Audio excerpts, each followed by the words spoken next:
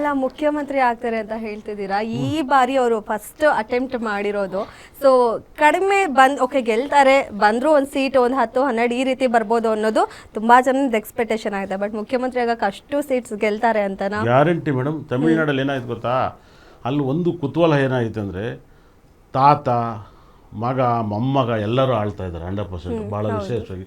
ಆಮೇಲೆ ತಮಿಳ್ನಾಡಲ್ಲಿ ಅದು ಯಾವಾಗಲೂ ಸಿನಿಮಾ ರಂಗನೇ ರಾಜಕಾರಣ ಮಾಡ್ತಾರೆ. ತಮಿಳ್ನಾಡಲ್ಲಿ ಒಂದು ಒಳ್ಳೆ ಸ್ಟ್ಯಾಂಡರ್ಡ್ ಇವಾಗ ಫ್ಯಾಮಿಲಿ ಯಾರೂ ಇಲ್ಲ ರಾಜಕಾರಣ ಮಾಡೋಕ್ಕೆ. ಸ್ಟಾಲಿನ್ ಮಗ ಉದಯನಿಧಿ ಮೇಲೆ ವಿಜಯ್ಗೂ ಪೈಪೋಟಿ ಬೀಳೋ ಥರ ಆಗಿತ್ತು 100%.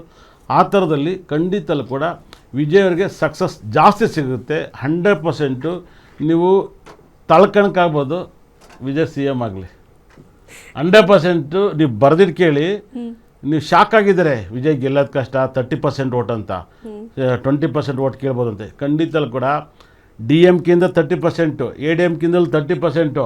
ಮತ್ತು ಸೀಮನ್ ಅಂತ ಒಬ್ಬರಿದ್ರು ತಮಿಳ್ನಾಡಲ್ಲಿ, ಅಲ್ಲೊಂಥರ ಅಲ್ಲಿ ಸೀಮನ್ದು ಒಂದು 15% ಕಿತ್ಕೊಂಡು ಇವ್ರದ್ದು ಸ್ವಲ್ಪ 100% ತಗೊಂಡು 100% ಯೋಗ ಇದೆ. ಅಂದರೆ ಈ ಸರಿ ಎಲ್ಲ ಕಡೆ 80% 90% ಎಲ್ಲ ಕಡೆ ಇದೆ. ಕೇರಳ ಆಗಿದೆ, ಗುಜರಾತ್ ಕಡೆ ಎಲ್ಲ ಅಲ್ಲೇನಕ್ಕೆ, ಅಲ್ಲಿ ಇನ್ನೊಂದು ಕಡೆ ಎಲೆಕ್ಷನ್ ಇರಬೇಕು 98% ಐತೆ. ಮಾಯಾವತಿ ಕಡೆ ಅಲ್ಲಿ ಕೂಡ. ಆದರೆ ಈ ಸರಿ ಏನಾಗಿದೆ ಅಂದರೆ, ಓಟಿನ ಬೂತಲ್ಲಿ ಏನಾಯ್ತು, ಮುಂಚೆ ಸತ್ತಿರೋರು ಕೂಡ ಓಟಿನ ಲಿಸ್ಟ್ ಇತ್ತು. ಈ ಸರಿ ಅದೆಲ್ಲ ತೆಗೆದು ನೀಟಾಗಿ ಮಾಡಿದ್ದಾರೆ. ಜನ ಒಂದು ಓಟು ಎಷ್ಟು ವ್ಯಾಲ್ಯೂ ಇದೆ ಅಂತ ತಿಳ್ಕೊಂಡು ಖಂಡಿತಲ್ಲೂ ಕೂಡ ಜನಗಳು ಓಟ್ ಹಾಕಬೇಕು ಅಂತ ಡಿಸೈಡ್ ಆಗಿದ್ದಾರೆ. ಇವತ್ತಿನ ಹೊಸಬರು ಖಂಡಿತಲ್ಲೂ ಕೂಡ ಓಟ್ ಹಾಕ್ತಿದ್ದಾರೆ. ತಮಿಳ್ ವಿಜಯ್ ಬರೆದಿಟ್ಟು ಕೇಳಿ CM ಆಗ್ತಾರೆ.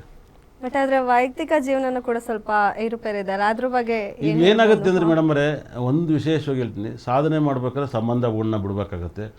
ಅದೆರಡೂ ಟ್ಯಾಲಿ ಆಗೋಕ್ಕಾಗಲ್ಲ 100%. ನೀವು ಬರೆದಿಟ್ಟು ಕೇಳಿ, ಯಾವಾಗಲೂ ಕೂಡ ಸಾಧನೆ ಮಾಡೋರ ಮನೆಯಲ್ಲಿ ಫ್ಯಾಮಿಲಿ ಲೈಫ್ ಇರೋಲ್ಲ, ಸುಮ್ಮನೆ ಒಂದು ಭಯನ ಥರ ಇರುತ್ತೆ. ಇವತ್ತು ನೀವು ಬರೆದಿಟ್ಟು ಕೇಳಿ, ಅದು ರಾಜಕೀಯ ಲೈಫಲ್ಲಂತೂ ತುಂಬ ಕಷ್ಟ, ತುಂಬ ದೊಡ್ಡ ಕಷ್ಟ. ಮತ್ತು ಒಟ್ಟು ಕುಟುಂಬ ಸೇರಿದ್ರೆ ತುಂಬ ಕಷ್ಟ ಆಗುತ್ತೆ. ಇವಾಗ ದೇವೇಗೌಡರು, ರೇವಣ್ಣವರು, ಕುಮಾರಸ್ವಾಮಿ ಅವರು, ಅನಿತಾ ಮೇಡಮ್ ಅವರು, ಅದಾದ ಮೊಮ್ಮಕ್ಕಳು ಬಂದಮೇಲೆ ಅವ್ರಿಗೆ ಕಷ್ಟ ಜಾಸ್ತಿ ಆಯಿತು. ಮೊಮ್ಮಕ್ಕಳು ನೋಡಿ, ದೇವೇಗೌಡರನ್ನ ಯಾರೂ ಸೋಲಿಸ್ತಿಲ್ಲ, ಬೇರೆ ಪಕ್ಷದವ್ರು ಯಾರೂ ಸೋಲಿಸ್ತಿಲ್ಲ. ದೇವೇಗೌಡರು ಯಾವಾಗಲೂ ಹಾಸನದಲ್ಲಿ ನಿಲ್ಲರು, ನಮ್ಮೂರು ಹಾಸನ. ಮೊಮ್ಮಗನೇ ಇಸ್ಕೊಬಿಟ್ರು, ದೇವೇಗೌಡರನ್ನ ಮೊಮ್ಮಗನೇ ಇಸ್ಕೊಂಡ್ರು, ಭಾಳ ವಿಶೇಷವಾಗಿ. ಅದೇ ಥರ ಸ್ಟಾಲಿಯನ್ ಆಗಿರ್ಬೋದು, ಕರುಣಾನಿಧಿಯವರು ಸ್ಟಾಲಿಯನು, ಇವಾಗ ಮುಖ ಸ್ಟಾಲಿಯನ್ನು. ಈ ಥರ ಅವ್ರ ಕುಟುಂಬದ ರಾಜಕೀಯ ಬಂದಾಗ ಅವ್ರಿಗೆ ಆಘಾತವನ್ನು ಜನಕ್ಕೆ, ಅದು ವಿರೋಧ ಪಕ್ಷದವ್ರಿಗೆ ಅದು ವಿಷಯಗಳಾಗಿ ಸಿಗ್ತಾ ಹೋಗುತ್ತೆ. ಅದರಿಂದ 100% ಅದು ಕಷ್ಟ ಆಗ್ತೈತೆ 100%. ಅಲ್ಲೇನಾಗುತ್ತೆ, ಸಿನಿಮಾ ನೋಡೋರು ಬೇರೆ, ಓಟ್ ಹಾಕೋರು ಬೇರೆ, ಪಕ್ಷದ ಓಟು ಕರೆಕ್ಟಾಗಿ ಬೀಳ್ತವೆ ಇವತ್ತು ಅನ್ಕೋತವ್ರು ಜನ. ಇವತ್ತು ಆ ಜನ ಚೇಂಜಸ್ ಆಗಿದ್ದಾರೆ. ವಿಜಯ್ ಬಂದು ಹೊಸ ಪಕ್ಷ ಕಟ್ತವನಲ್ಲ 100%. ದುಡ್ಡರನ್ನು ಬಂದು ರಾಜಕಾರಣ ಮಾಡಿದ್ದಲ್ಲ. ತಮಿಳ್ನಾಡು ಸಿನಿಮಾ ರಿಲೀಸ್ ಆದರೆ ರಾತ್ರಿ 3 ಗಂಟೆಲಿ ಹೋಗಿ 4 ಗಂಟೆ ರಾತ್ರಿ ಕ್ಯೂವಲ್ಲಿ ನಿಂತ್ಕೊಂಡು ಪಿಕ್ಚರ್ ನೋಡ್ತಾರೆ. 9 ಗಂಟೆಲಿ ಓಟ್ ಹಾಕಲ್ವ ಅವ್ರ ಅಭಿಮಾನಿಗಳು, ಕಣ್ಣು ಮುಚ್ಚಿಗೆ ಓಟ್ ಹಾಕಿರ್ತಾರೆ. ಬರೀ ಅವ್ರ ಅಭಿಮಾನಿಗಳು ಓಟ್ ಅಷ್ಟೇ ಸಾಲಲ್ವಲ್ಲ ಎಲ್ಲ. ಮೇಡಮ್ ನೋಡಿ, 6.5 ಕೋಟಿ ಜನ ಏನೋ ತಮಿಳ್ನಾಡಲ್ಲಿದ್ದಾರೆ. 4 ಕೋಟಿ 80 ಲಕ್ಷ ಜನ ಓಟ್ ಮಾಡಿದ್ದಾರೆ. ಖಂಡಿತಲ್ಲೂ ಕೂಡ ಅವ್ರ ಅಭಿಮಾನ ಹಾಕಿದ್ರೆ ಸಾಕು, ಜಾಸ್ತಿನೇ ಬೇಕಾಗಿಲ್ಲ. ಆಮೇಲೆ ಅಲ್ಲಿ ಏನಾಯ್ತು ತಮಿಳ್ನಾಡಲ್ಲಿ ನಿಮ್ಗೆ ಗೊತ್ತಿಲ್ಲ, ಸಣ್ಣ ಮಕ್ಕಳು ಹಠ ಹಿಡಿತಾವ್ರೆ, ಅಪ್ಪ ಓಟ್ ಯಾರಿಗೆ ಹಾಕ್ತೀವಿ ಹೇಳು, ನಾನು ಊಟ ಬಿಡ್ತೀನಿ ತಿಂಡಿ. ಇದು ವೈರಲ್ ಆಗಿತ್ತೆ. ಆಮೇಲೆ ಅದನ್ನು ವಿಜಯ್ ಅವರು ಅದನ್ನು ಹೇಳಿದ್ದಾರೆ, ಸಣ್ಣ ಮಕ್ಕಳಲ್ಲಿ ನಿಮ್ಮ ಅಪ್ಪ ಅಮ್ಮನಿಗೆ ಓಟ್ ಹಾಕ್ಸಿ ಅಂತ ವಿಡಿಯೋ ಮಾಡಿ ಹಾಕಿದ್ರು. ಅದು ಸಖತ್ ವೈರಲ್ ಆಗಿತ್ತೆ. ಮತ್ತು ಅವ್ರು ಹೆಂಡ್ತಿರಲ್ಲ ಅಲ್ಲಿ ಅಡ್ವರ್ಟೈಸ್ಮೆಂಟ್ ಹಾಕಿದ್ದಾರೆ. ನಾನು ತುಂಬ ವಿಡಿಯೋ ನೋಡ್ತೀನಲ್ವಾ, ಓಟ್ ಹಾಕಿಲ್ಲ ಅಂದರೆ ಊಟದಲ್ಲಿ ವಿಷ ಹಾಕ್ತೀನಿ ಅಂತಾರೆ. ಈ ಡೈಲಾಗ್ಗಳು ತಮಿಳ್ನಾಡಲ್ಲಿ ಫೇಮಸ್ ಆಗಿದ್ದೆ. ಅವ್ರು ಗಂಡಂಗೆ ಹೇಳ್ತಾರೆ, ಓಟ್ ಹಾಕಿಲ್ಲ ಹೋಗಿ ಬಾ ನೈಟ್ ಪಾಯಸದಲ್ಲಿ ವಿಷ ಹಾಕ್ತೀನಿ ಅಂತಾರೆ. ಹಿಂಗೆ ಡೈಲಾಗು. ನಾನು ತುಂಬ ವಿಡಿಯೋಗಳು ನೋಡಿದ್ದೀನಿ. ಅದನ್ನು ಅವ್ರ ಆಡಿಯನ್ಸ್ ಸಖತ್ ವೈರಲ್ ಮಾಡ್ತಾಯಿದ್ದಾರೆ 100%. ಮತ್ತು ಇದೇ ಫಸ್ಟ್ ಟೈಮು ತಮಿಳ್ನಾಡಲ್ಲಿ ಮನೆಗೂ ಕೂಡ ರಂಗೋಲಿ ಓಟಿನ ದಿವಸ ವಿಶಿಲ್ನ ರಂಗೋಲಿ ಬಿಟ್ಟಾರೆ ಮನೆ ಮುಂದೆ.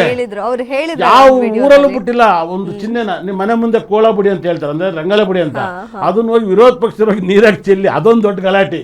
ಯಾಕೆ ಅವ್ರು ರಂಗೋಲಿ ಬಿಡ್ತೀರಾ ಅಂತ. ಅಂದರೆ ಮನೆ ಮುಂದೆ ಒಂದು ಪಕ್ಷವನ್ನು ಒಳ್ಳೊಳ್ಳೆ ರಂಗೋಲಿ ಬಿಟ್ಟು ಆ ವೀಡಿಯೋಗಳು ಮಾಡಿ ಇನ್ಸ್ಟಾಗ್ರಾಮ್, ಫೇಸ್ಬುಕ್ಕು ಇದನ್ನು ಇವತ್ತಿನ 10 ಡೇಗೆ ಯೂಸ್ ಮಾಡ್ಕೋಬೇಕು. ತಮಿಳ್ನಾಡಲ್ಲಿ ಚೆನ್ನಾಗಿ ಯೂಸ್ ಮಾಡ್ಕೊಂಡ್ರೆ ಮತ್ತು ಅದನ್ನು ಸಖತ್ತಾಗಿ ವಿಜಯ್ ಮಾಡ್ಕೊಂಡಿದ್ದಾರೆ 100%. ನೋಡಿ ಮೇಡಮ್ರೆ, ಇಲ್ಲಿವರೆಗೂ ನಾನು ತಮಿಳ್ನಾಡಲ್ಲಿ ನಾನು ನೋಡಿರೋ ಮಟ್ಟಿಗೆ ರಂಗರಾಜ್ ಪಾಂಡೆ ಅಂತ ತುಂಬ ದೊಡ್ಡ ಆ್ಯಂಕರ್ ಅವರು. ಇಲ್ಲಿ ದೊಡ್ಡ ಆ್ಯಂಕರ್ ಒಂದು ಕಾಲದಲ್ಲಿ.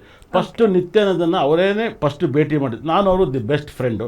ಪಾಪ ಅವರು ಒಂದು ಚಾಣಕ್ಯ ಚಾನಲ್ ಅಂತ ಕಟ್ಟಿ ನಾನು ಮಾಡಿದೆ. ನನಗೆ ಯಾವಾಗ ಕರ್ನಾಟಕದ ಕೇಳ್ತಾಯಿದ್ರು 100%. ನಾನು ಅವರೊಬ್ಬರೇ ವಿಜಯನ ಬೈತಿರೋದು, ಇನ್ಯಾರೂ ಬೈತಾಯಿಲ್ಲ.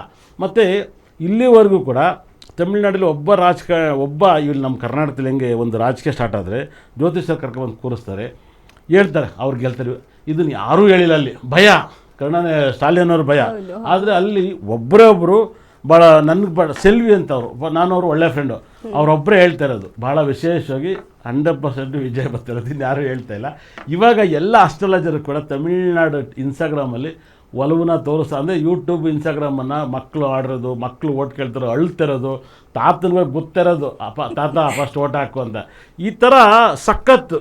ಅಂದರೆ ಈ ಎಲೆಕ್ಷನ್ ಹೆಂಗೈತೆ ಗೊತ್ತಾ, ತಾತ ಮಕ್ಕಳು ಸೊಸೆ ಮೊಮ್ಮಕ್ಕಳೆಲ್ಲ ಸೇರಿ ಒಂಥರ ಕಿತ್ತಾಡೋ ಥರ ಆಗಿದೆ. ಯೂತ್ ಜನರೇಷನ್ ಎಲ್ಲ ವಿಜಯ್ ಅಂತ ಅಂದ್ರೆ ಸ್ವಲ್ಪ ಅವರ ಅಪ್ಪ ತಾತ ಅವರೆಲ್ಲ ಈಗೇನು ಆಡಳಿತ ಮಾಡ್ತಿದ್ದಾರೆ ಆ ಪಕ್ಷ ಅಂತಾರೆ. ಸೊ ಒಂದೊಂದು ಮನೇಲೂ ಆ ಥರ ಪೈಪೋಟಿ. ಮೇಡಮ್, ನೀವು ತಮಿಳ್ನಾಡು ಇನ್ಸ್ಟಾಗ್ರಾಮ್ ತೆಗೆದು ನೋಡಿ, ಎಲ್ಲ ಸಣ್ಣ ಮಕ್ಳು ಕೂಡ ಅಳ್ತಾಕೋತವೆ ವಿಜಯ್ಗೆ ಓಟ್ ಹಾಕು ವಿಜಯ್. ಅದನ್ನ ಅವ್ರ ಅಪ್ಪ ಅಮ್ಮಂದ್ರೆ ಕ್ರೇಜಾಗಿ ರೀಲ್ ಮಾಡ್ಕೊತಾರೆ, ಅದು ಸೀರಿಯಸ್ ಆಗಿ ಅಳ್ತಾವ್ರೆ, ಸೀರಿಯಸ್ ಆಗಿ ಕೇಳ್ತಾವ್ರೆ. ತಮಿಳ್ನಾಡು ರಾಜಕೀಯದಲ್ಲಿ ಸರಿ ಸಖತ್ ಬದಲಾವಣೆ ಆಗಿದೆ, ನೀವು ತಿಳ್ಕೊಂಡಂಗಿಲ್ಲ. ಕರ್ನಾಟಕ ರಾಜಕಾರಣಿಗಳ ಥರ ಇಲ್ಲ, 100%. ಇದನ್ನು ಬರೆದಿಟ್ಟು ಕೇಳಿ, ಸಖತ್ ವೈಬ್ರೇಷನ್ ಇದೆ. ಇದು ತಮಿಳ್ನಾಡು ಆಗುತ್ತೆ. ಇದೇ 4ನೇ ತಾರೀಕು ತಮಿಳ್ನಾಡಲ್ಲಿ ಎಣಿಕೆ ಆಗುತ್ತೆ. ಇದೇ 5ನೇ ತಿಂಗಳಲ್ಲಿ 15ನೇ ತಾರೀಕು DK ಶಿವಕುಮಾರ್ ಬರ್ತಡೇ ಇದೆ. ಅವ್ರೇನು ಪ್ಲಾನ್ ಮಾಡ್ತಾರೋ ಗೊತ್ತಿಲ್ಲ, ಇಲ್ಲ ಯಾವ ಪಕ್ಷ ಬಂದು ಯಾವ ಪಕ್ಷ ಸಪೋರ್ಟ್ ತಗೋತಾರೋ, ಇಲ್ಲ ಏನು ಮಾಡ್ತಾರೋ ಅನ್ನೋದು ಗೊತ್ತಿಲ್ಲ. ಇಲ್ಲೂ ಕೂಡ ಅವ್ರು ಬರ್ತಾರೆ ಇದೇ ತಿಂಗಳು 15ನೇ ತಾರೀಕು DK ಶಿವಕುಮಾರ್ ಅವ್ರು ಬರ್ತಡೇ. ಭಾಳ ಮಿರಾಕಲ್ ತೆಗೆದು ನೋಡ್ಬೇಕು 100%. ಭಾಳ ಅದ್ರಲ್ಲಿ ಏನಾಗುತ್ತೆ ಗೊತ್ತಿಲ್ಲ. ಇವರು ಭಾಳ ವಿಶೇಷ. ಇಲ್ಲೂ ಕೂಡ ಕುತೂಹಲ ಇದೆ. ಇದೊಂದು ಸರಿ ಮಾತ್ರ DK ಶಿವಕುಮಾರು ತುಂಬ ಸೀರಿಯಸ್ ಆಗಿ ರಾಜಕೀಯ ಮಾಡ್ಬೇಕಾಗಿತ್ತು. ಈ ಸರಿ ನಾನು ಒಪ್ಪನಾಗಿ ಹೇಳ್ತೀನಿ, ಈ ಸರಿ DK ಶಿವಕುಮಾರು ತಲೆ ಕೆಡಿಸ್ಕೋಬೇಕಾಗಿತ್ತು. ಇಲ್ಲ ಅವ್ರು ಶುರುವಿಂದಾನೇ ತಲೆ ಕೆಡಿಸ್ಕೊಂಡು ಇಲ್ಲ, ಅವ್ರು ಹೆಂಗಂತ ಗೊತ್ತಾ, ಅವರು ಒಂಥರ ಇವಾಗ ನಾನೊಂಥರ ಜ್ಯೋತಿಷ್ ಹೇಳ್ದಂಗೆ, ನಾನು ತುಂಬ ಸೀರಿಯಸ್ ಮಾಲೆ ಹಾಕಲ್ಲ, ತುಂಬ ಸೀರಿಯಸ್ ಇದು ಮಾಡಲ್ಲ. ಅವ್ರೊಂಥರ ಪಕ್ಕಾ ಬಿಸ್ನೆಸ್ ಮ್ಯಾನ್ ಹೋಗ್ತಾರೆ, 7 ವರ್ಷ ಹೋಗ್ತಾ ಇದ್ದಾರೆ. ಬಿಸ್ನೆಸ್ ಮ್ಯಾನ್ ರಾಜಕೀಯ ಎರಡನ್ನೂ ಒಟ್ಟಿಗೆ ಮಾಡ್ತಾರೆ. ಇದು ಒಂದು ಸರಿ ಮಾತ್ರ 100% DK ಶಿವಕುಮಾರು ರಾಜಕೀಯನೇ ಮಾಡಬೇಕು, ಪಕ್ಕಾ ರಾಜಕೀಯ ಮಾಡಿದ್ರೆ ಸಖತ್ ವೈಬ್ರೇಷನ್ ಆಗ್ತಾಯಿದೆ, ತುಂಬ ದೊಡ್ಡ ವೈಬ್ರೇಷನು. ಮತ್ತು ಯಾಕಂದರೆ ಈ ಸರಿ ತಮಿಳ್ನಾಡು ತುಂಬ ಚೆನ್ನಾಗಾಗುತ್ತೆ ರಾಜಕೀಯ.